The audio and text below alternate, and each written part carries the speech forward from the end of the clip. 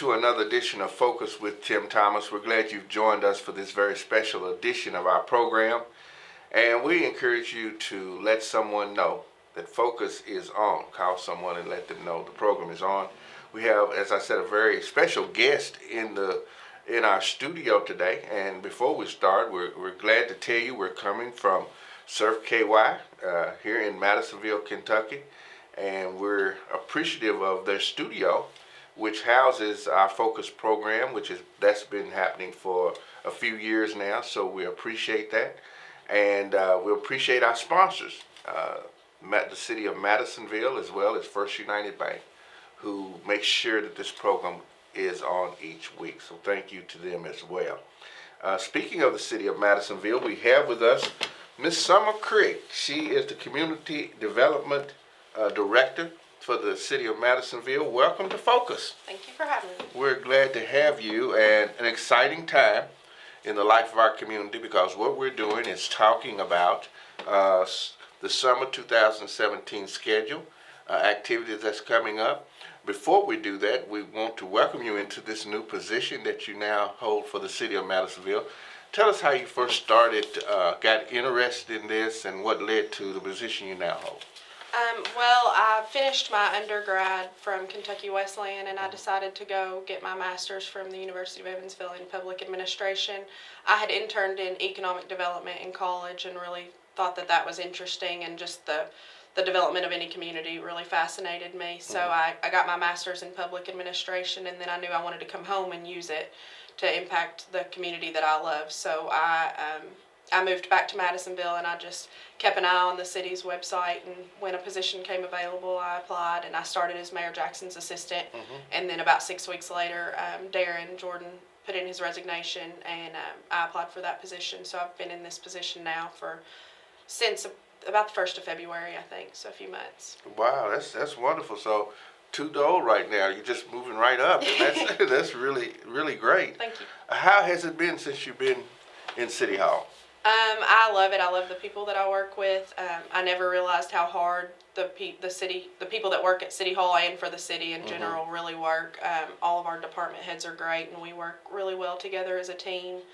As far as my position, I really hit the ground running because summer was coming up fast, and so I have just been running a mile a minute. Everybody teases me about how fast I walk and how much I get done in a day, but I've been super blessed to have great people around me to help me, and I'm really excited to see what we can put together this summer. That is great. That's great. And so now that you're in that position, things are moving on. Summer is right here on us, and just by happenstance, I guess, as you moved into this position, it really put you into the going mode, because you had to get started and prepared for different activities. When we talk about America in Bloom and the summer activities for downtown Madisonville, I'm sure it's been a challenge. It has. It's been a really fun challenge. Event planning is something that I've always been interested in, so I'm getting to do a lot of that, and to learn the ins and outs of it. And it's stressful, but it's a very fun stressful. The first things that came before you when you started in this new position is the new logo. Yes, Madisonville Forward it already kind of had its name when I came in, and it's the initiative that's funded through the restaurant tax. We really wanted to put a positive spin on, restaurant tax just sounds bad. Everyone has a negative connotation with tax, and so we came up with this initiative with the idea of investing in ourselves, and with grant money dwindling each year, to really push our community forward, we're going to have to invest in ourselves. And so the citizens in Madisonville, and those that are eating in Madisonville, have really contributed to this fund that we're able to do a lot of great things for.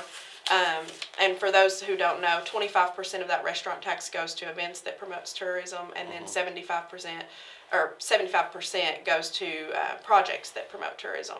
So the 25% of that budget is where some of my operating budget comes out of, to get these artists that are coming in for the summer and the different events that I'm putting on, with the goal of really, encouraging people to visit Madisonville. any other projects that are taking place? Well, we're finishing up the updates to the Elmer Kelly Stadium, the updates at the YA ball field. Those are the major ones going on right now. And once we kind of had, a lot of plates in there at the same time, so we're trying to get all of those finished up before we start another project afterwards. The city has put out to bid for a new playground at the Madisonville City Park, and then of course updates are coming to Moore Park and that kind of thing. So there's lots of things happening. By next summer, I think it's going to look like a completely different environment at our parks and our downtown. Right. Well, let's kind of get this out of the way while we're talking about the Elmer Kelly Park and the parks in general. I know that at the last city council meeting, they passed an ordinance for the sale of alcohol. Yes. Tell us a little bit about that. I think it was so people will be clear exactly what's taking place there. Yes. That ordinance had one main goal, I think, and that was to give businesses an opportunity to make money at the city events that we're putting on, especially food vendors, because like I said, we're using restaurant tax dollars to fund these things, and we wanted to give those businesses an opportunity to come in and set up a booth at Friday Night Live and sell their food. And when we get into Friday Night Live, you'll find that a couple of them are at the city park. So that's partly why the city park was brought into it. Also for the baseball stadium, if they ever wanted to sell beer, which they have in the past. And so the big push that we had was to allow those restaurants to come out and sell their food. Another big push we had was to allow for-profit vendors that do things like kayak rentals or bicycle rentals to come out, and they'll be able to open up a business at Mar Park, where we need kayak rentals and those kind of things. It was the alcohol portion didn't really change from the original, from how it's always been. There's always been alcohol at Friday Night Live. There's always been, or there has been in the past, beer at Elmer Kelly Stadium. And we're not, and it says in the ordinance that it's city sponsored or approved, I think, events, but it's not. You won't be able to just go take your beer to the playground and slide down the slide with the kids, or it will have to be an event. But we will have we have 4 concerts planned out at the city park this summer, and with a huge concert like that, there's a need for vendors, food and alcohol both, and we really wanted to do it in the best way possible to where we can police it as well as we can. With bringing in a for-profit alcohol vendor, they're much more knowledgeable about over-serving and IDing the people and making sure they're 21.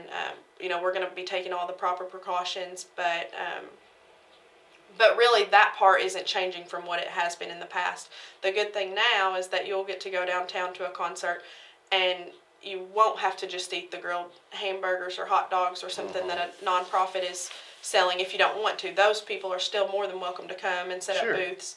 But also now DeFabio's will be able to come, or Big City Coffee, or any Oasis, any restaurant in town that wants to kind of prepare like a grab and go type meal, and you'll be able to come down at 5 and listen to music, sit down at a table, have a beer, and have a eat from multiple restaurants if you'd like. And that's the part that I'm most excited about for it. Right. And from a Chamber of Commerce perspective, that's really good for businesses. Exactly, yeah. And this was a very pro-business ordinance. It was just certain things were kind of latched onto in the ordinance, and people missed, I think, the real point of it. We're just trying to promote commerce in our city, and everyone knows that if our businesses are making money, it's putting money back into the community. It's just That's correct. Yeah, so it's just revolving. Right. It's all about growing your community. Exactly. Yes. Growing your city. And that will entice more businesses to come into downtown Madisonville. And a lot of businesses, they do look at our workforce and that kind of thing, which doesn't have any, that's more of an economic development issue, but they also look at the quality of life in an area. And so that's something that I've really taken to heart, and trying to make that my mission of creating a quality of life here that is enjoyable, that's exciting, that they, when businesses are talking about moving here, they could see attracting good employees that also are going to be, they're going to contribute to the community, and they're going to come out to those events, and there's things going on, and they don't have to leave and go to Evansville to spend money to, have a fun Friday night out and that kind of thing. So that's something you don't really think about when you say you want jobs here, but it is something that they take into consideration. It's just, the quality of life in the area they might locate to. So Sure. Let's talk about now Friday Night Live. The theme, the best Friday nights on earth. yes. In the best town on earth, of course. So you kick off when? June 2nd will be our first Friday Night Live, but before that we have our summer break kickoff, the Schools Out in Mad City Carnival on May 19th. So that'll be my first large event. Why? What does that curtail? That it's going to be at Martin Mall, which is the parking lot that runs parallel to Thornberry and in front of Sherway, for people that don't know. And we'll have a carnival and a concert, and both of which will be free. There'll be carnival games and food, of course, available for purchase, but the rides will be free. We're going to have T-shirts and cups and sunglasses, all kinds of stuff to give away to students. We're going to be passing out some information. The Board of Education will also be there to pass out information about the summer meals program and some other programs available for the summertime for kids. And really, it's just school's out on May 17th, so we just wanted to kind of congratulate and reward those students for making it through another year, and just throw a big carnival for them. So we're excited. And that's going to be a great location. Yes. Because you can drive from anywhere. Yes, to there's that going to be, we won't be closing that entire parking lot, so there'll be parking right in front of Sherway. There'll be the parking on the other side, down by Finders Keepers. Of course, across the street, there's a lot of parking in that area. So I think that, there's going to be plenty of room for people, as many people as we can get. And of course, there are all kinds of restaurants around there that if people want to grab dinner before they come out, they're right there by it. So, and one thing I was excited about is moving some events around, not just having them downtown. Right. So we're working on finding locations, and of course those locations have limitations as far as electric and water and those things that just a regular person wouldn't think about. But we are working on finding locations all around town to have events. Sure. And that date is when? May 19th. May 19th. So from 2 to 10. That's great. That'll be your kickoff. Yes. June the 2nd, downtown, will be your first official Friday Night Live. It will. Yeah. And a lot of changes are coming to Friday Night Live. First of all, it's not going to be on the first or the second Friday in June, July, and August. We're going to have 6 Friday Night Lives, and there's not really a pattern to how they're scheduled. It more so depended on the artist availability and what else was going on in the city or the county at that time, so we weren't competing. A big thing that you'll notice is that we're closing an additional portion of Center Street, the portion by the railroad tracks. So we'll have 2 blocks of Center Street closed off, and we're going to have a second stage at that end.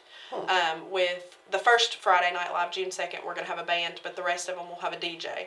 So he'll be playing a completely different genre of music than whatever the band of the night is playing at the First United Bank Plaza, so that we can reach a wider variety of people.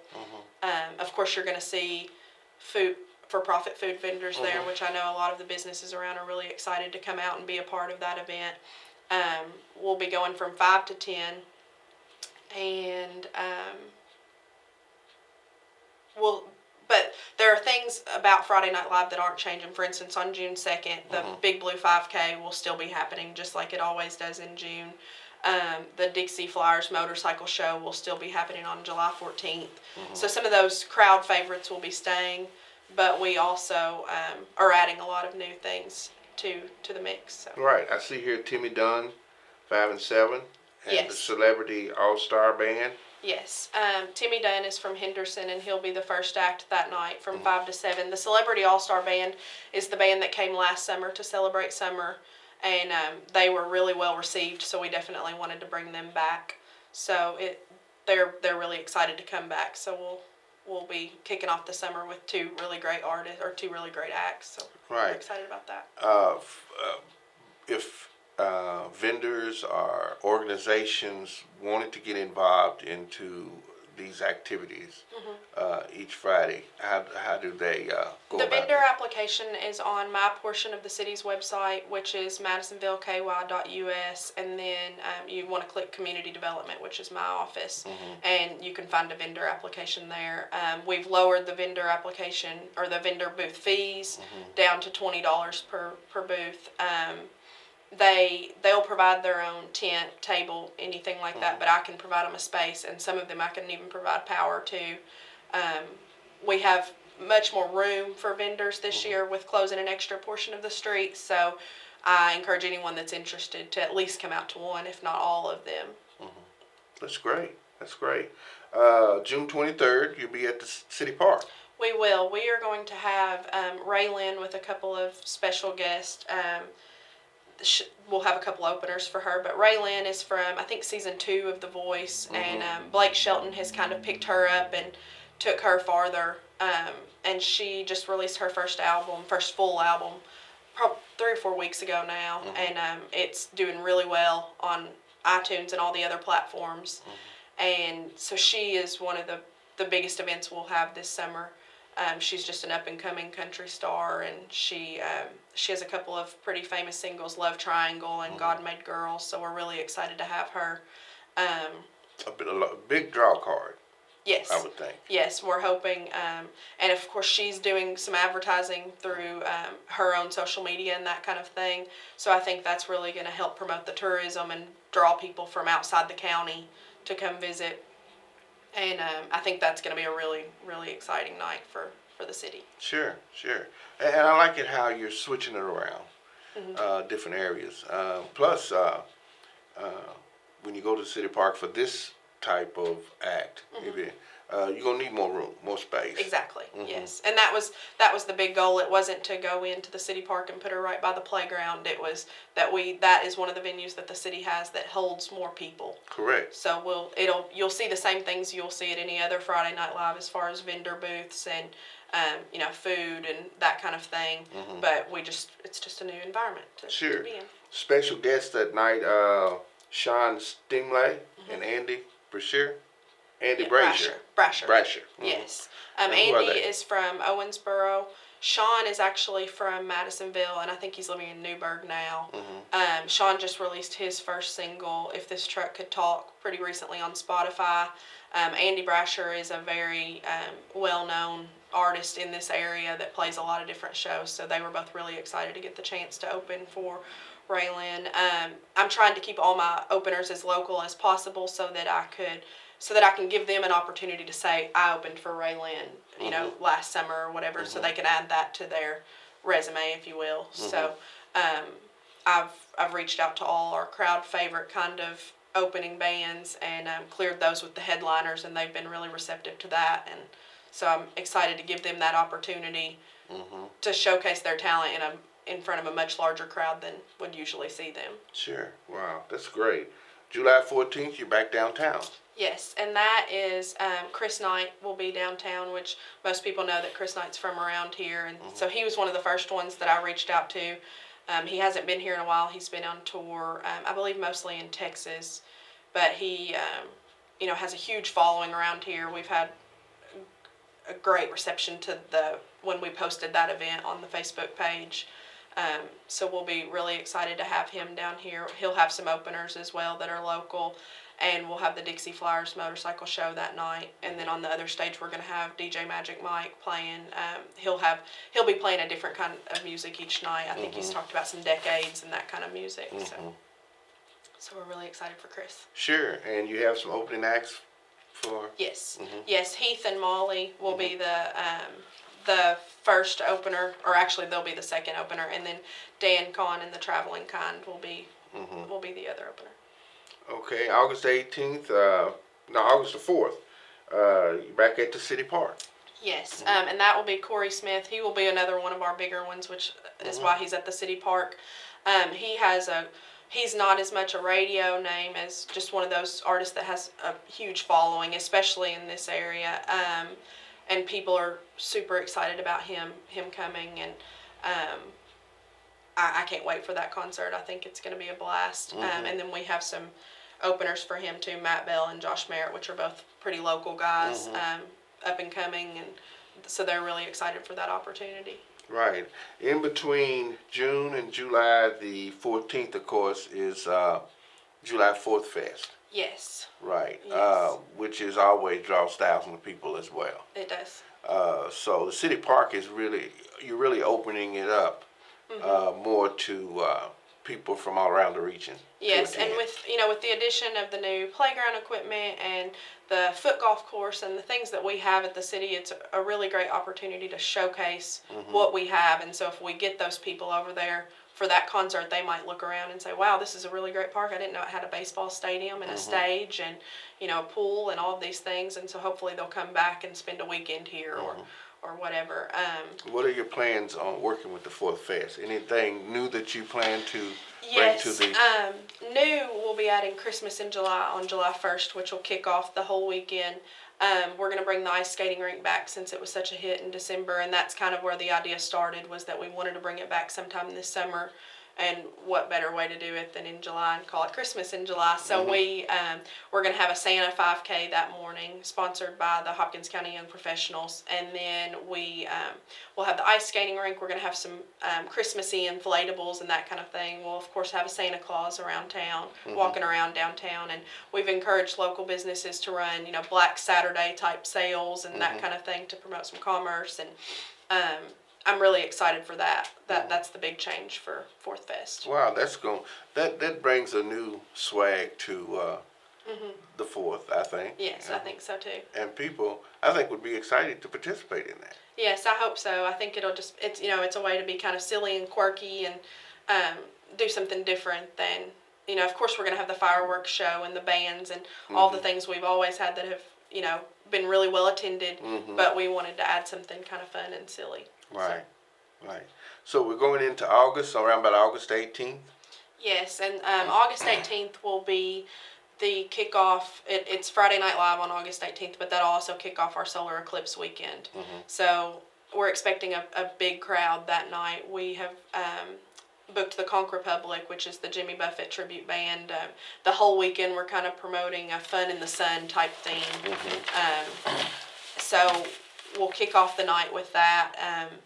And a lot of things are still being decided regarding the festival, but of course we're going to have Saturday we're going to have a lot of fun at the city park, some water fun and some inflatables and that kind of thing. Saturday night will be Independence Bank's concert at the fairgrounds with Jennifer Nettles, and then we're still working on some plans for Sunday and Monday, but Monday will be the actual solar eclipse. So we're looking at bringing in food and preparing for this large influx of population, and we have lots of fun things that we're working on that are still being finalized, but it's going to definitely be a weekend to remember in Madisonville, and so we're trying to bring in some memorable events and really make it something that goes down in history, because it is a historical event. It really is. And when you talk about the solar eclipse itself, which we're going to do a separate program on that here during the summer, but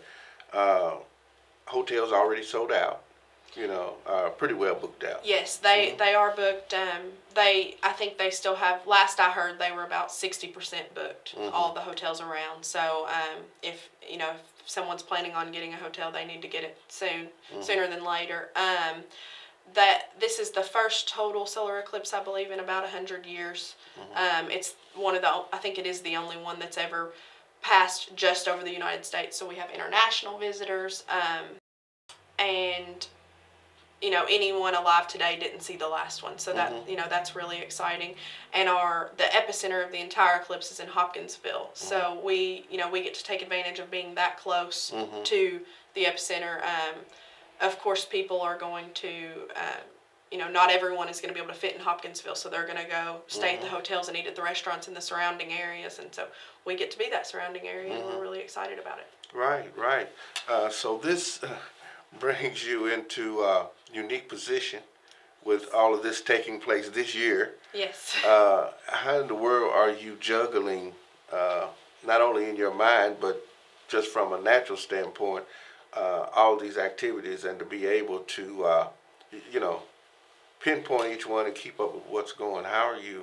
Well, I live and die by my calendar, and I have it on my, on my watch and on my phone and on my computer. So I just kind of take it day by day, and I'm making sure to make some time for Never a dull other moment. things. No, never, not a dull moment so far. So. Yeah, that's great. Well, we're going to end. I think September the 8th is going to be the last Friday Night Live. Yes, Downtown? and that will be Shooter Jennings, which is Waylon Jennings' son. He's actually traveling with Waymore's Outlaws, which is Waylon's original band.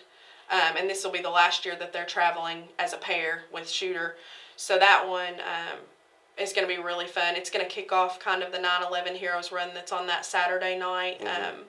So we'll have, some first responder hero kind of themed things going on. We're hoping some of the vendors will donate some of their proceeds to the Patrick Rudd Project and that kind of thing. And we'll also have Tyler Childers and Alonzo Pennington playing that night. And of course the second stage with the DJ. And it's going to really serve as an end of the summer celebration. Also a 9/11 Heroes Run celebration. And I think it'll be a really nice ending to the summer season. It really will. It really will. So it's a jam-packed summer. Yes. With so many activities. Here in the community, you do not have to go out of Madisonville. You can stay here and enjoy the activities that are going to be taking place. So. Yes. And then, one thing we haven't talked about, if you'll look on the back of this brochure, on the Friday nights that other things aren't going on around town, we wanted to have something going on. So we will be bringing back the Sounds Around Town that we did last October, which will be local artists playing kind of acoustic music, sidewalk picking kind of theme at 3 locations downtown, the Montpelier Mural on Sugg, the sidewalk outside of the Crowded House and Center Street Bar and Grill in that area, and then the First United Bank Plaza. So we've booked a lot of local acts to play from 6 to 8 to really just amp up the energy downtown and promote people to, encourage them to get outside and just walk around and have dinner downtown and then walk down to the shops and that kind of thing. So. Yeah. Ray Ligon, well known, going to kick it off on and you have also here Spencer Holly, Grant Carter, just a lot of local people. Yeah, most of them are in Madisonville or, I have a couple coming from Muhlenberg County and Davis County, but they're all very local people. And they are people that have played at the smaller Friday Night Lives in the past, some of them, so we wanted to definitely give them an opportunity to play again at an event this summer. And they, we have so much local talent here that we honestly didn't have enough Fridays to put all of the local talent, but we are, certainly trying. So we're really excited to have those Friday nights. And of course, all of the things that I'm planning are free, so that I think that really helps, helps any family that wants a fun thing to do on a Friday night without spending much money. So I think, it's going to be a really fun summer. Wow, that's great. Let's talk a little bit about grant writing. Yes. That falls under you. Yes. When we talk about grant writing and what it means to the city of Madisonville,